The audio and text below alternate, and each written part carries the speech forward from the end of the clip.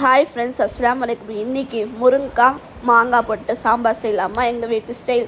வெங்காயம், தக்காளி, 5 பல் பூண்டு, அதுக்கு தேவையான பருப்பு எடுத்து வாஷ் பண்ணி குக்கரில் போட்டுக்கோங்க. கொஞ்சோண்டு மிளகாத்தூள், மஞ்சத்தூள், தனியாத்தூள், உப்பு, சீரகத்தூள் போட்டு தண்ணி ஊற்றி 4 விசில் வச்சு எடுத்துக்கோங்க.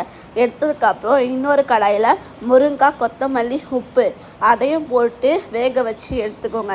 எடுத்ததுக்கப்புறம் 5 விசில் வந்ததுக்கப்புறம் குக்கரை ஓப்பன் பண்ணி நல்லா மசிச்சு விட்டுக்கோங்க. பருப்பை மசிச்சு விட்டதுக்கப்புறம் நம்ம வேக வச்சு எடுத்துக்கோல முருங்கைக்காய், அந்த முருங்கைக்காய் கொத்தமல்லி தண்ணியோடு சேர்த்து மிக்ஸ் பண்ணிக்கோங்க.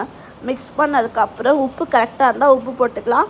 உப்பு கரெக்டாக இல்லைன்னா கொஞ்சோண்டு உப்பு ஆட் பண்ணி விட்டுருங்க. அப்புறம் மாங்காய் கட் பண்ணி வச்சுருக்க மாங்காய் போட்டு நல்லா மிக்ஸ் பண்ணி இன்னொரு வானலை வச்சு எண்ணெய் ஊற்றி கொஞ்சோண்டு கடுகு, அதுக்கப்புறம் ஒரு கைப்பிடி அளவு வெங்காயம் போட்டு நல்லா வதக்கிக்கோங்க. வதக்கினதுக்கப்புறம் கருவேப்பிலை போட்டு நல்லா ப்ரௌனிஷ் ஆகிற வரைக்கும் அதை வதக்கி சாம்பாரில் எடுத்து ஊற்றி ஒரு 2 கொதி வந்துச்சுன்னா சூப்பரான முருங்கைக்காய் சாம்பார் ரெடி.